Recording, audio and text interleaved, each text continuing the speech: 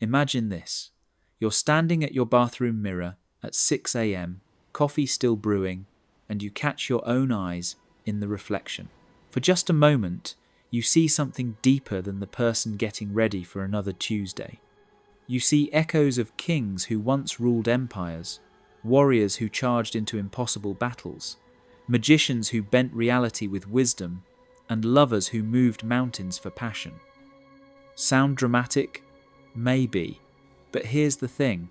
Psychologists Robert Moore and Douglas Gillette weren't being poetic when they wrote king, warrior, magician, lover.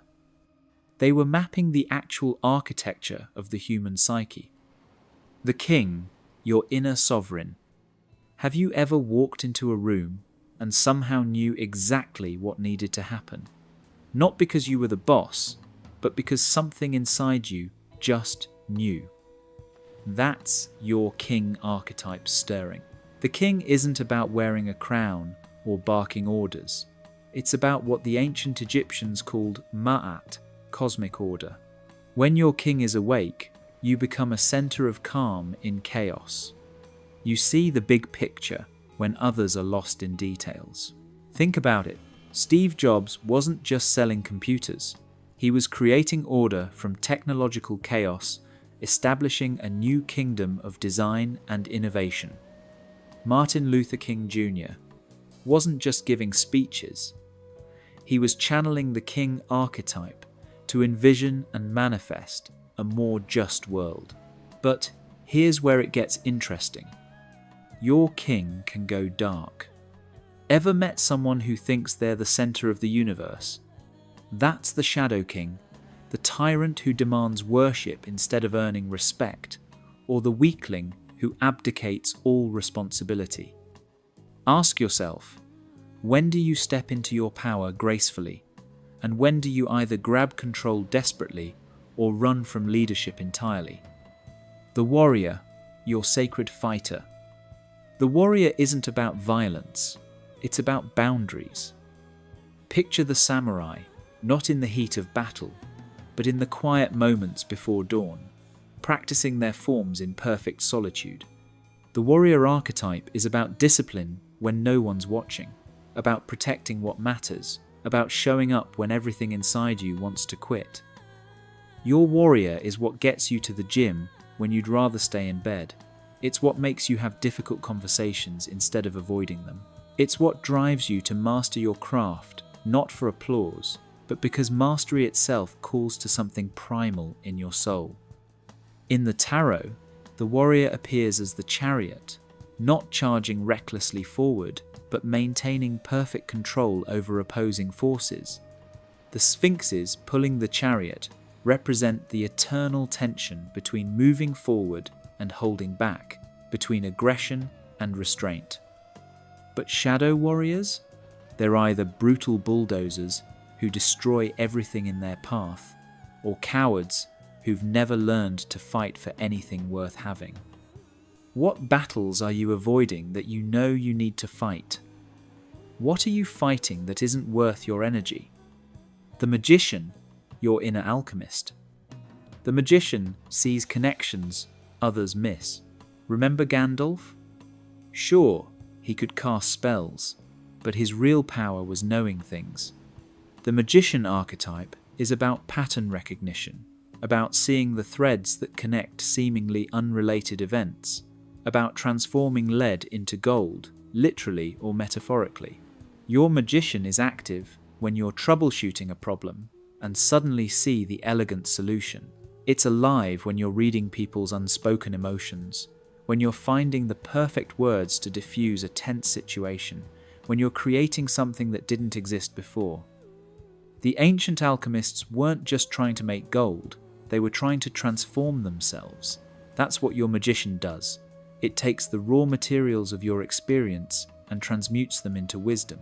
But the shadow magician? It becomes the manipulator who uses knowledge to control others, or the innocent fool who refuses to learn anything useful, preferring comfortable ignorance. When was the last time you felt truly curious about something? When did you last change your mind about something important? The lover, your sacred connection. The lover isn't just about romance, it's about aliveness. Your lover archetype is what makes you stop and actually taste your food instead of just consuming it. It's what makes you feel moved by a sunset, connected to a piece of music, passionate about your work. It's what turns existence into experience. Think of Rumi, the 13th century poet who wrote about divine love with such intensity that people are still getting goosebumps reading his words 800 years later. Or consider how a master chef doesn't just prepare food, they make love to the ingredients, coaxing out flavors and creating experiences that linger in memory. The lover is your capacity for intimacy, not just with people, but with life itself. It's what makes you care deeply, feel fully, and connect authentically. But the shadow lover becomes either the addict who's enslaved to whatever feels good, or the impotent one who's shut down from feeling anything at all.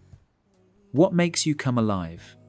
What have you stopped allowing yourself to enjoy because you decided it wasn't practical? The dance of archetypes. Here's what Moore and Gillette understood that most self-help misses. These aren't separate personalities you switch between. They're more like instruments in an orchestra. Sometimes your life needs the warrior's discipline, sometimes the king's vision, sometimes the magician's insight, sometimes the lover's passion. The magic happens when they work together. The entrepreneur who builds a company like a king, through disciplined execution like a warrior, innovative problem solving like a magician, and genuine care for customers like a lover. That's someone operating from wholeness. But most of us have overdeveloped some archetypes while neglecting others. We might be warriors who never learn to love, or lovers who can't set boundaries, or kings who lost touch with wisdom, or magicians who forgot how to feel. Your archetypal inventory. Right now, think about this week. Which archetype have you been living from most? Which one have you been avoiding? Maybe you've been all warrior, pushing, achieving, grinding, but you can't remember the last time you felt genuinely moved by something beautiful. Or perhaps you've been swimming in lover energy, feeling everything deeply, but you haven't taken decisive action on anything important. The ancients knew something we've forgotten. You contain multitudes. You're not just one thing.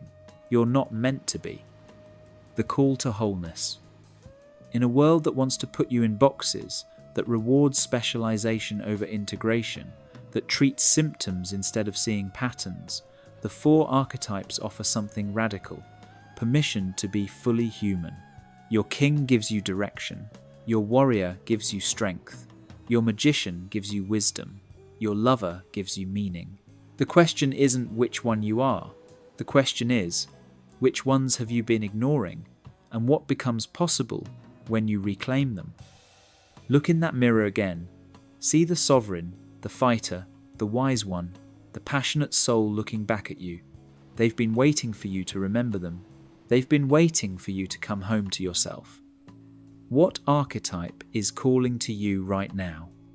Share in the comments which one you recognize most and which one you know you need to develop.